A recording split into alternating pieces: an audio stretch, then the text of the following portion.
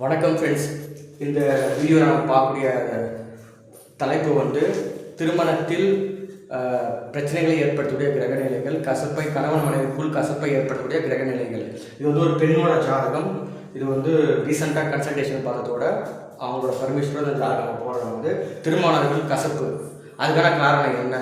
கணவன் மனைவி பிரிஞ்சு இருக்காங்க, அதுக்கான காரண கிரகநிலைகள் என்னன்னு சொல்லிக்கலாம். இவங்க பிறந்தது பார்த்தீங்கன்னா கன்னி லக்னம். கன்னி லக்னத்தில் பிறந்திருக்காங்க. கும்பராசியில் அபிட்ட நட்சத்திரத்தில் பிறந்திருக்காங்க. லக்னம் கன்னி லக்னம் பூமி லக்னம் சொல்லுவோம். அதுவும் உபய லக்னம் பூமி லக்னம்னா தியாகம் செய்யக்கூடிய தன்மை, விட்டு கொடுப்பது, இது மாதிரி குணங்கள், நல்ல குணங்கள் இருக்கும். அதே நேரத்தில் உபய லக்னமாக ஒரு பலனை முழுமையாக செய்யாது. நல்லதும் முழுசு நடக்காது, தீமையும் முழுசு நடக்காது. லக்னத்துல இங்கே கேது வேற. ஒரு லக்னாதிபதி 4ஆம் வீட்டில் இருக்காரு, புதனோட சூரியனோட சேர்ந்து, புத ஆதித்ய யோகம். ஆனால் லக்னத்துக்கு சூரியன் 12ஆம் வீட்டு அதிபதி, லக்னாதிபதி 4ஆம் பாவத்தில் சூரியனோட சேர்க்கை பெற்றுள்ளார்.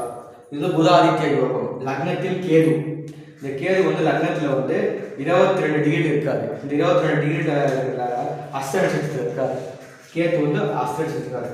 அஸ்த நட்சத்திரோட அதிபதி சந்திரன் 11ஆம் அதிபதி 6ஆம் வீட்டில் இருக்காரு. இப்போ லக்னம் இந்த கேது லக்னத்திலிருந்து 6ஆம் பாவத்தை இயக்குது. ஓகேங்களா? இப்போ 2ஆம் பாவம் எம்டியாக இருக்குது. 3ஆம் பாவத்தில் சனி சுக்கரன் இருக்காங்க. 3ஆம் வீடு விருச்சிகமாக அமையுது.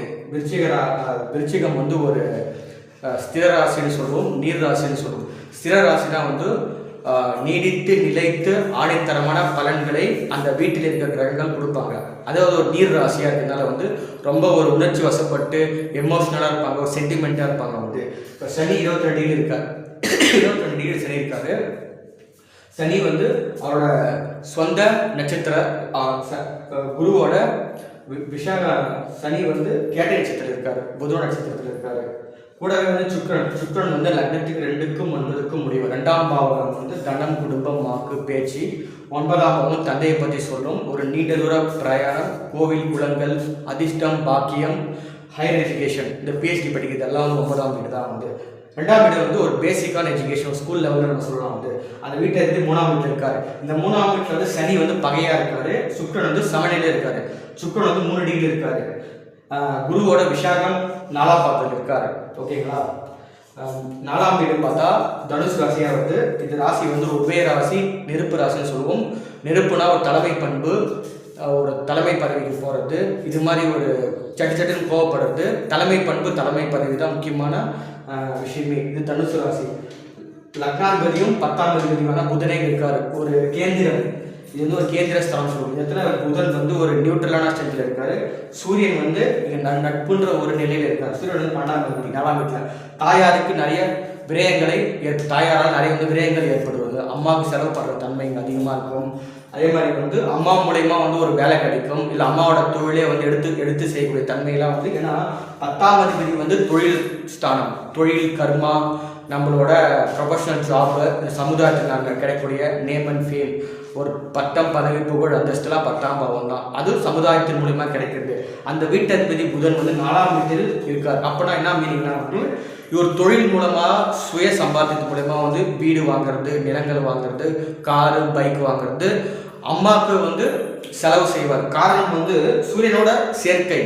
இந்த 20 டிகிரி இருக்கிற 15 டிகிரி இருக்கிற புதன் சுக்கிரனோட நட்சத்திர சாரத்தில் இருக்கார். சுக்கிரன் லக்னத்துக்கு 2க்கும் 9க்கும் உடையவர். சூரியன் சூரியன் அவரும் சுக்கிர நட்சத்திரத்தில் இருக்கார். 2 பேர் ஒரே நட்சத்திரத்தில் இருக்காங்க.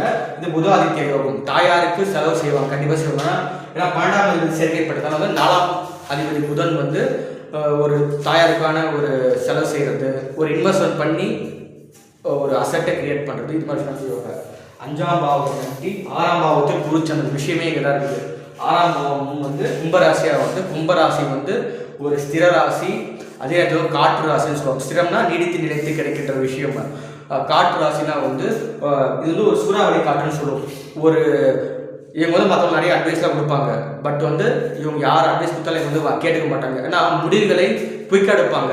நல்ல விஷயமோ கெட்ட விஷயமோ குயிக்காக டிசிஷன் எடுத்துருவாங்க. எப்பவுமே குயிக்காக டிசிஷன் எடுக்கிறது ஒரு நல்ல விஷயமா இருக்காது. ஏன்னா ஒரு தவறான விஷயத்தை நம்ம குயிக்காக டிசிஷன் எடுத்தோம்னா தவறு நடந்துட்டு போய் நம்ம ஃபீல் பண்ணுவோம். அது மாதிரி வந்து சூறாவளி காற்று யாரு சொன்னாலும் கேட்க மாட்டாங்க. இப்போ வந்து என்ன சொல்றதுன்னா, ஒரு பெரிய ஒரு மரத்தையே அடிச்சுட்டு போவோம் பார்த்தீங்களா, மிகப்பெரிய ஒரு சூறாவளி காற்று. அது மாதிரி தான் வந்து வேகமாக ரொம்ப கோவப்படுவாங்க. அந்த அதிகமான தொடர்புகள் இருக்கும். வந்து 6ஆம் பாவமாக வந்து இது வந்து என்ன சொல்லலாம், ஜாபுக்கு வந்து ஒரு செக்யூரிட்டின்னு சொல்லலாம். ஏன்னா 6ஆம் பாவம் தான் வந்து கடன், நோய், எதிரி, வம்பு, வழக்கு, பிரச்சனை, ஜாபு கிடைக்கணுமா 6ஆம் வீட்டை பார்க்கணும். வந்து இந்த 6ஆம் வீட்டில் வந்து குரு வந்து குரு வந்து இந்த 6ஆம் வீட்டில் பகையா இருக்காரு. சந்திரன் வந்து இங்க சமம்னு ஒரு நிலை இருக்காங்க. இப்போ குரு வந்து 24 டிகிரி இருக்காரு. இங்க இருக்கிற குரு வந்து சுய நட்சத்திரம்னா புரட்டாதி 1ஆம் பாதத்தில் இருக்காரு குரு. சந்திரன் பார்த்தீங்கன்னா புரட்டாதி 1ஆம் பாதம். இப்போ குரு வந்து தன்னோட சுயசாரத்திலே இருக்காரு. 7ஆம் அதிபதி 4க்கும் 7க்கும் உடையவர் 6ஆம் வீட்டில் இருக்காரு. 7ஆம் பாவம் தான் திருமணம், கணவன் மனைவி, இன்டர்கோர்ஸ், இது எல்லாமே 7ஆம் பாவம் தான். அப்போ 7ஆம் பாவம் வந்து திருமணத்தை குறிக்கிறது. அந்த வீட்டதிபதி 6ஆம் வீட்டில் இருக்காரு. 6ஆம் வீடு கடன், நோய், எதிரி, வம்பு, வழக்கு, பிரச்சனை, ஏன் இந்த செப்பரேஷன் ஆகிறது, பிரிவினை ஏற்படுத்துவது, இந்த விவாகரத்து எல்லாம் வந்து 6ஆம் வீடு சம்மந்தப்பட்ட 6, 8, 12 3 வீடுமே இந்த பிரச்சனை கொடுக்குங்க. 7ஆம் அதிபதி 6ஆம் வீட்டில். இப்போ 7ஆம் அதிபதி வந்து 6ஆம் வீட்டில் 6, 8, 12 துஸ்தானம், தீய பாவங்கள் சொல்லுவாங்க. 7ஆம் அதிபதி 6ஆம் வீட்டில் கேட்டிருக்காரு. கூடவே சந்திரன் வந்து லாபாதிபதி, லக்னத்துக்கு 11ஆம் அதிபதி.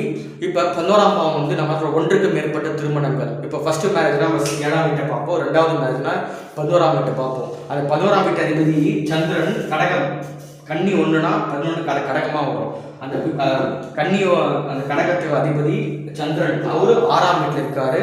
அதுவும் 7ஆம் அதிபதி கன்ஜெக்ட் ஆகி இவர் 24 டிகிரியில் புரட்டாதி 2ஆம் பாதமாக வரும். இது புரட்டாதி 1ஆம் பாதம். ஸோ ரெண்டுமே வந்து 2வது திருமணத்தை கொடுக்கக்கூடியவரும் 6ஆம் வீட்டில், முதல் திருமணத்தை கொடுத்திருக்கிற குருவும் 6ஆம் வீட்டில். ஒன்றுக்கு மேற்பட்ட தொடர்புகள், கான்டாக்ட்ஸ் எல்லாமே 11th ஹவுஸ் தான். அந்த அதிபதி வந்து 6ஆம் வீட்டில் இருக்காரு. இப்போ 7ஆம் அதிபதி கெட்டு போயிருக்காரு, அது பிரச்சனை. இப்போ 7ஆம் வீட்டில் வந்து ராகுவும் செவ்வாய் இருக்காங்க. இப்போ இந்த ராகு செவ்வாய் சேர்க்கை வந்து கன்ஜெக்ஷன் வந்து ரொம்ப ஒரு நல்லதாக சொல்ல முடியாது. ஒரு மேரேஜ் லைஃப்க்கு வந்து ராகு வந்து 7ஆம் வீட்டில், ராகு 7ஆம் பாவம் வந்து ஒரு காமத்தை தூண்டக்கூடிய பாவகம், கணவன் மனைவி சம்பந்தப்பட்ட விஷயங்கள். அந்த இடத்துல ராகு இருக்காரு. கண்டிப்பாக மேரேஜ் லைஃப்பில் அந்த அந்நியோனத்தை டிஸ்டர்ப் பண்ணியிருப்பார், தொடர்ந்து இருக்காங்க. அதே மாதிரி 7 செவ்வாய் இருந்தால் செவ்வாய் தோஷம்னு சொல்கிறாங்க. ஆனால் அந்த செவ்வாய் தோஷம் வந்து அது எந்த 7, 2, 4, 7, 8, 12 இது செவ்வாய் தோஷம் சொல்கிறாங்க. பட் அது இருக்கிற வீட்டை பொறுத்து அந்த தோஷோட தன்மை இருக்கும். இப்போ 7ஆம் வீடு வந்து மீனராசியாக வருது. மீனராசியில் இது வந்து மீனராசி, இங்கே செவ்வாய் இருக்காரு. அது வந்து ஒரு செவ்வாய்க்கு வந்து ஒரு நட்பு ராசின்னு சொல்லலாம். இந்த இடத்துல செவ்வாய் வந்து ஒரு ஃப்ரெண்டோட வீட்டில் இருக்காரு. அதனால வந்து செவ்வாய் தன்னோட மூர்க்கத்தனத்தை, முரட்டத்தனத்தில் கண்ட்ரோல் பண்ணியிருப்பார். எப்பவுமே செவ்வாய் தோஷம்னா வந்து மேரேஜ் கிரியேட் பண்ணுறதுன்னு சொல்கிறது காரணம் வந்து செவ்வாய்னா வந்து ஒரு எனர்ஜெட்டிக்கான பிளானட். இந்த ரொம்ப தைரியம், துணிச்சல், வீரம், பராக்கிரமம், ரொம்ப கோவப்படுறது, சட்டுன்னு பேசுறது, தூக்கி எறிகிறது, அந்த வேகமாக இருப்பாங்க, துடிப்பாக இருப்பாங்க. இதனால தான் வந்து ஒரு சண்டைக்கு போய் முன்னாடி நிற்கிறது, வெட்டு குத்து சம்பவங்கள் எல்லாமே வந்து செவ்வாய் செய்யப்படுது. அந்த செவ்வாய் 7ஆம் வீடு. செவ்வாய் ஆக்சுவலாக அந்த லக்னத்துக்கு வந்து 3க்கும் 8க்கும் உடையவர். 3ஆம் பாவகம் 8ஆம் பாவகம். மேஷம் 8ஆம் வீடாவது. எப்பவுமே ஒரு கிரகம் வந்து 2 ஆதிபத்தியம் பெறும். இந்த 5 சனி, சூரியன் சந்திரனை தாண்டி ராகு கேது விட்டுருங்க. சனி, செவ்வாய், புதன், சுக்கிரன் இவங்க எல்லாமே பார்த்தீங்கன்னா வந்து 2 வீட்டுக்கு வந்து குரு 2 வீட்டுக்கு ஆதிபத்தியம் பெறுவாங்க. அதில் வந்து எந்த வீட்டு அதிகமாக ஆக்டிவேட் பண்ணுவாங்கன்னா அவனோட மூலத்திரிகோண வீடு எது இருக்குதோ அந்த வீட்டு தான் அதிகமாக ஆக்டிவேட் பண்ணுவாங்க. இப்போ செவ்வாயோட மூலத்திரிகோண வீடு போட்டால் மேஷம் தான். இது வந்து ஒரு விடுதி வீடுன்னு சொல்லுவோம். விடுதி வீடு. இந்த வீட்டோட பலன்களை ஒரு 25% 20% ஒரு வேலை செய்வார். மேக்ஸிமம் 8ஆம் பாவத்தை செயல் ஏற்படுத்துவார். 7ஆம் பாவத்தில் இருக்காரு. 8ஆம் அதிபதி அந்த டிவோர்ஸ், அந்த செப்பரேஷன் கிரியேட் பண்ணுறது, இது எல்லாமே 8ஆம் வீடு தான். 6, 8, 12 ப்ரியாரிட்டி ஃபஸ்ட்டு 8th ஹவுஸ். 8ஆம் அதிபதி 7ஆம் வீட்டில். இதே கெட்டு போயிருக்குது. 7ஆம் பாவம் கெட்டு போயிடுச்சு. ராகுவால் கெட்டு போயிருக்குது ஒரு பக்கம். அது இல்லாமல் 8ஆம் அதிபதி செவ்வாயாக இருக்காரு. ராகு அங்கே இருந்தால் ஃபேமிலி லைஃப்பை டிஸ்டர்ப் பண்ணும், மேரேஜ் லைஃப். செவ்வாய் தோஷம்னு ஒரு கான்செப்ட் இருக்குது. அதிலும் இருக்கிற ராசி மீனராசி இருக்கிறதால வந்து ஓரளவுக்கு தான் அந்த தோஷத்தை கிரியேட் பண்ணுறாரு. மற்றபடி அது ஃப்ரெண்ட்லி சைன் தான். அதை தாண்டி 8ஆம் வீட்டோட பலன்களை அவர் தான் செஞ்சு ஆகணும். ஏன்னா 8ஆம் வீட்டில் எந்த கோலம் இல்லை. அதனால வந்து 7ஆம் பாவம் வந்து 8ஆம் அதிபதி 7ஆம் வீட்டில், இது பிரச்சனை. 7ஆம் அதிபதி 6ஆம் வீட்டில், இதுவும் பிரச்சனை தான். வந்து பாருங்க, 7ஆம் பாவம் கெட்டு போய்க்குது, 8ஆம் பாவம் கெட்டு போய்க்குது. இன்னொன்று, செவ்வாய்க்கு எப்பயுமே வந்து 3 பார்வை உண்டு. இருக்கிற இடத்துல 4ஆம் பார்வை, 7ஆம் பார்வை, 8ஆம் பார்வை. இப்போ 7ஆம் வீட்டில் செவ்வாய் தன்னுடைய 4ஆம் பார்வையால் 10ஆம் வீட்டை பார்க்குது. அந்த பார்வை மூலமா அந்த வீட்டோட ஆக்டிவேட் பண்ணுவாங்க. 10ஆம் பார்வை 4ஆம் பார்வை வந்து 7லேருந்து 4ஆம் பார்வை பார்க்க 10ஆம் வீட்டை அந்த ஜாப் கரியர் பிஸ்னஸ் ஆக்டிவேட் பண்ணி விடுவாங்க. அதே மாதிரி நேர் எதனா 7ஆம் பார்வை 7 செவ்வாய் 7ஆம் பார்வையாக லக்னத்தை பார்க்கும். செவ்வாய்க்கு 8ஆம் பார்வை இருக்குது. 7ஆம் வீட்டில் செவ்வாய் 8ஆம் பார்வையாக 2ஆம் வீட்டை பார்க்கணும். குடும்பஸ்தானம் ஒரு ஃபேமிலி லைஃப் இண்டிகேட் பண்ணுறது 2ஆம் வீடு தான் வந்து. இப்போ கிளியராக பாருங்க, 7ஆம் வீடு கெட்டு போய்க்குது. காரணம் 8ஆம் வீடு செவ்வாய் 7ஆம் வீட்டில் செவ்வாய் தோஷத்தோடு இருக்காரு, நியூட்ரலான தோஷம். ராகு செவ்வாய், இந்த ராகு செவ்வாய் சேர்க்கையே மிகப்பெரிய பிரச்சனை. 7ஆம் பாவம் கெட்டு போச்சு, 7ஆம் அதிபதி கெட்டு போயிட்டாரு 6ஆம் வீட்டில் வந்து. ஸோ மேரேஜ் லைஃப் கம்ப்ளீட்டாக டிஸ்டர்ப் ஆகுது. அதே மாதிரி இப்போ செவ்வாயோட 8ஆம் பார்வை வந்து 2ஆம் வீட்டில் விழுது, குடும்ப வாழ்க்கையும் கெட்டு போகுது. அதே மாதிரி சனி இருப்பார், சனிக்கு வந்து 3 பார்வை இருக்குது. இருக்கிற 3ஆம் வீட்டில் எங்கே அந்த வீட்டில் எந்த வீட்டில் இருக்காரோ அவங்க இன்னும் 3, 7, 10. இப்போ 3ஆம் வீட்டில் இருக்கிற செவ்வாய் 3ஆம் வீட்டில் இருக்கிற சனி 3ஆம் பார்வையாக 5ஆம் வீட்டை பார்ப்பாரு. அப்புறம் 3ஆம் வீட்டில் இருக்கிற செவ்வாய் 7ஆம் பார்வையாக 9ஆம் பாவத்தை பார்க்குறாரு. அதுமாரி 3ஆம் வீட்டில் இருக்கிற சனி வந்து தன்னுடைய 10ஆம் பார்வையாக வந்து 12ஆம் வீட்டை பார்க்குறாரு. ஸோ சனியோட பீரியடில் 5, 9, 12 இந்த பாவங்கள்லாம் இயக்கும் அவங்க தன்மையினால் வந்து. இப்போ கிளியராக ஒன்றுமே இல்லைங்க ஃப்ரெண்ட்ஸ், திருமண வாழ்க்கை ஏன் கெட்டு போகுது?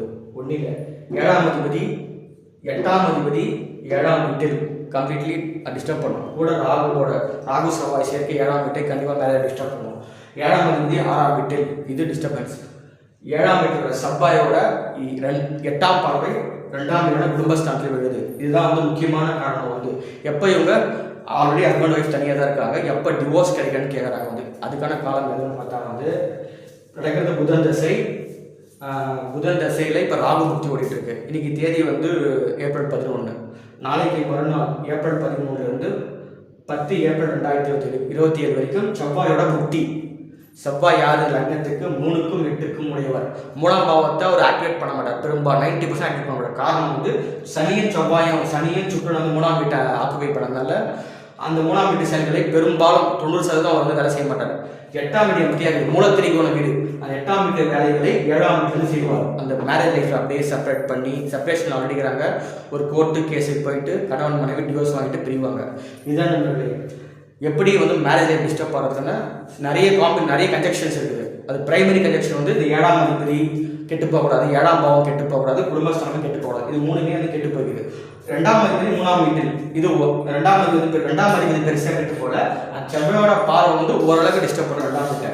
இதுதான் நண்பர்களே, ஒரு திருமணத்தை முடிவு கொண்டு வருவதும் இந்த கிரக நிலைகள் தான். இந்த கிரக நிலைகள்லேயே வந்து அட்ஜஸ்ட்மெண்ட்டோடு இருப்பாங்க. இப்போ அந்த ஹஸ்பண்ட் மேலே ஒய்ஃப் மேலே பெருசாக எக்ஸ்பெக்டேஷன் இல்லாமல் இருந்தாங்கன்னா வந்து பேருக்குன்னு வாழ்ந்துக்குவாங்க, ஆனால் டிவோர்ஸில் போக மாட்டாங்க.